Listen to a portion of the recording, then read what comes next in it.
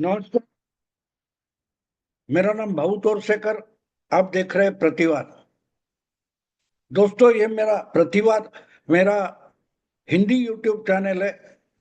तो जो भाऊ तोरसेकर को हिंदी में सुनना चाहते हैं, कृपया प्रतिवाद को सब्सक्राइब करें, शेयर करें। दोस्तों, अनेक बार एक चीज हमें देर से समझ में आती है। दो या तीन चार पांच घटनाएं अलग अलग जगह पर घटती रहती है, लेकिन उनका आपस में संबंध होता है। आगे चलकर हमारी समझ में आता है, अरे इसका तो उससे संबंध है, उसका तो इससे भी रिश्ता है। दो घटनाएं तीन घटनाएं अलग अलग घट रही है या घटी है, लेकिन एक दूसरे में कनेक्टेड है। अब आपको एक बात याद दिलाता हूं कि पिछले नवंबर में अमेरिका में प्रेसिडेंट का, अध्यक्ष, राष्ट्राध्यक्ष का चुनाव हो गया था, राष्ट्रपति का। तो उसमें डोनाल्ड ट्रंप जीत गए थे और डोनाल्ड ट्रंप को मोदी का सपोर्ट था, ये बात तो छुपी नहीं है। इलॉन मस्क जो वहां के बड़े एक उद्योगपति है, वो तो मोदी के दोस्त है, खुद ट्रंप भी दोस्त है। और ये दोनों मोदी को अपना दोस्त मानते हैं, ये भी कहीं छुपी हुई बात नहीं है। तो नवंबर में जो चुनाव हो गया, उसमें डोनाल्ड ट्रंप फिर से अध्यक्ष का चुनाव जीत गए। और उसके बाद उनके दोस्त मतगणना पूरी होने से पहले ही ऑफिस में पहुंच गए थे और वहां बोलते बोलते उन्होंने खुलेआम बोल दिया कि अगला नंबर कनाडा के जस्टिन ट्रूडो का होगा। और उस वक्त तो आपको याद होगा, ट्रंप भी जोश में थे और बोल गए थे कि कनाडा को अमेरिका का 53वां राज्य बनाकर रखेंगे। अब एक बात होती है, ट्रंप की और कनाडा की दुश्मनी क्या थी? ट्रंप की और कनाडा की दुश्मनी क्या थी? ऊपरी ऊपर हम देखते तो कोई दुश्मनी नहीं थी। उनका झगड़ा तो बाइडेन से था, और बाइडेन का पिट्टू जस्टिन ट्रूडो कनाडा का प्राइम मिनिस्टर था। और कनाडा ने बिना कोई कारण मोदी से और इंडिया से, भारत से पंगा ले लिया था। तो पिछले डेढ़ दो साल से कनाडा और भारत के रिश्ते बिगड़ गए थे। कनाडा ने कुछ किया, भारत कनाडा ने भारत पर एक आरोप लगाया था। उनके यहां निज्जर नाम का एक खलिस्तानी फरारी किसी अज्ञात हल्लेखोर से मारा गया था। तो वो हल्लेखोर भारत सरकार ने ही भेजा था, ऐसा आरोप जस्टिन ट्रूडो ने, यानी कनाडा की गवर्नमेंट ने किया था। और इसका मोदी जी को बहुत गुस्सा आया था, लेकिन ओपनली उसकी कोई प्रतिक्रिया नहीं दी गई थी। ठीक है, डिप्लोमेटिक लेवल पर कनाडा और भारत का झगड़ा चल रहा था। और जब ट्रंप जीत गए, उसके बाद ट्रंप का जो साथी है इलॉन मस्क, वो डायरेक्टली बोलता है अगला नंबर जस्टिन ट्रूडो का होगा। और जस्टिन ट्रूडो को रिजाइन होना पड़ा, जाना पड़ा, सत्ता से हटना पड़ा। और उसके बाद जो नई गवर्नमेंट आई, उसने भारत को शरण आने की तैयारियां शुरू कर दी। तो घटना अलग अलग थी। जस्टिन ट्रूडो ने भारत पर आरोप किया था, लेकिन भारत का प्राइम मिनिस्टर और ट्रंप की दोस्ती, एलोन मस्क की दोस्ती ओपन थी। तो चुनाव अमेरिका में हो रहा था, लेकिन बुरी तरह से इंटरनेशनल डिप्लोमेसी में और राजनीति में हार गया कौन? सिर्फ बाइडेन नहीं हार गए, या क्या बोलते, कमला हैरिस नहीं हार गई, जस्टिन ट्रूडो भी हार गए। तो घटना दो जगह चल रही थी, लेकिन परिणाम दोनों तरफ भारत के लिए अच्छा हो रहा था। तो एक दूसरे से ये घटनाएं कनेक्टेड होती है। बिल्कुल वही बात आज मैं आपको समझाने वाला हूं। पिछले 2 महीने में हमारे देश में भी और पर्टिकुलरली देश की राजधानी दिल्ली में 2 घटनाएं हुई है।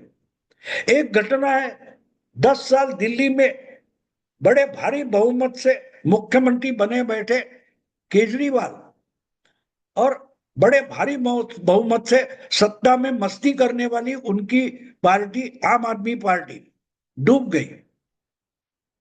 और 1.5 महीने में देखते देखते उस आम आदमी पार्टी के साथ दोस्ती रखने वाले जो ज्यादा से ज्यादा एंकर जिस चैनल में है वो चैनल में भी गड़बड़ शुरू हो गई। आज तक इंडिया टुडे ग्रुप, अंग्रेजी में इंडिया टुडे चैनल है और हिंदी में आज तक। तो बात यह हो गई कि घटना 2 जगह होती है लेकिन परिणाम एक जैसा निकलता है। तो ये चमत्कार नहीं है कि एक जगह देखते देखते केजरीवाल जैसा एक सामर्थ्यशाली नेता दिल्ली से मानो ओझल हो गया, गायब हो गया। जो धमकाता था चुनाव में, मोदी जी आप तो इस जन्म में आम आदमी पार्टी को दिल्ली में हरा नहीं सकते, आपको अगला जन्म दूसरा जन्म लेना पड़ेगा, ऐसी बातें करने वाले केजरीवाल दिल्ली से ही ओझल हो गए। 2 महीने से ज्यादा समय हो गया है, पंजाब गए, दिल्ली नहीं लौट रहे। और दूसरी तरफ दिल्ली में ही पत्रकारिता का झंडा लेकर पिछले 40-50 साल से बैठे हुए इंडिया टुडे ग्रुप का बोरिया बिस्तर लपेटने की समय आ गया है।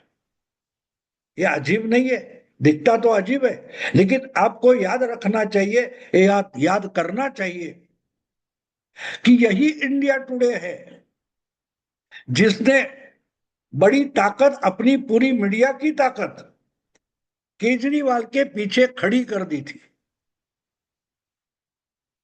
केजरीवाल जो जो झूठी बातें करता था वो ढक के रखना, पूरा मीडिया भी था, लेकिन सबसे अगर बड़ा मेन सपोर्टर या स्पॉन्सरर बोलो आम आदमी पार्टी का और केजरीवाल का अगर कोई था तो इंडिया टुडे ग्रुप था।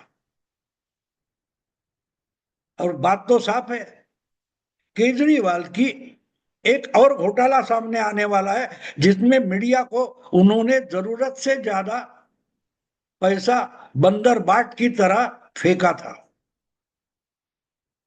तो केजरीवाल खत्म हो गए, केजरीवाल के हाथ से दिल्ली की सरकार चली गई, सत्ता चली गई, और साथ साथ इंडिया टुडे ग्रुप और आज तक इनके भी बुरे दिन शुरू हो गए। ये सिर्फ योगायोग नहीं हो सकता, कुछ तो है, और जो कुछ है वो छुपा नहीं है, छुपा नहीं है। इसी आज तक से निकले हुए बहुत सारे पत्रकार केजरीवाल के दोस्त हुआ करते थे। कुछ तो उनका आज भी समर्थन करते हुए दिखाई देते। फाइनेंस ओपनली किसका आ रहा था पता नहीं, लेकिन और एक बात है, एनजीओ से, बहुत सारे एनजीओ है जिनको फॉरेन की एड मिलती थी, अमेरिका से अलग अलग नाम पर पैसा आता था, उसकी भी ट्रंप ने खटिया खड़ी कर दी और उनके ही फंडिंग से चलने वाले मीडिया के बहुत सारे लोग मानो भिखारी जैसे हो गए। अभी इंडिया टुडे के बड़े 3-4 एंकर्स तो एक साथ निकल गए। चित्रा त्रिपाठी पहले गई थी, फिर अभी राहुल कंवल, शिव अरूर और क्या बात है उनका नाम, चौधरी, सुधीर चौधरी। तो अब शायद आज तक और इंडिया टुडे ग्रुप बंद भी हो सकता है, यहां तक की चर्चा शुरू हो गई है। 6-7 साल पहले ऐसी ही चर्चा प्राइवेट टेलीविजन के जनक हुआ करते थे प्रणय रॉय, उनकी कंपनी एनडीटीवी के बारे में शुरू हो गई थी। उनको अपनी कंपनी बेचने के लिए 4 साल लग गए, लेकिन 4 साल ये सब कारोबार चलाते चलाते चलाते उनकी कमर टूट गई थी। करोड़ों का कर्जा हुआ था, ना दे सकते थे, ना पे कर सकते थे। आखिर अदानी ने वो खरीद लिया और प्रणय रॉय का और एनडीटीवी का खेल खत्म हो गया। तो आज के आज या अगले कुछ महीनों में इंडिया टुडे या आज तक बंद हो गए या बेचे जाएंगे, ऐसा कोई नहीं कह रहा, लेकिन बुरे दिन शुरू हो गए। केजरीवाल और आज तक दोनों के बुरे दिन एक साथ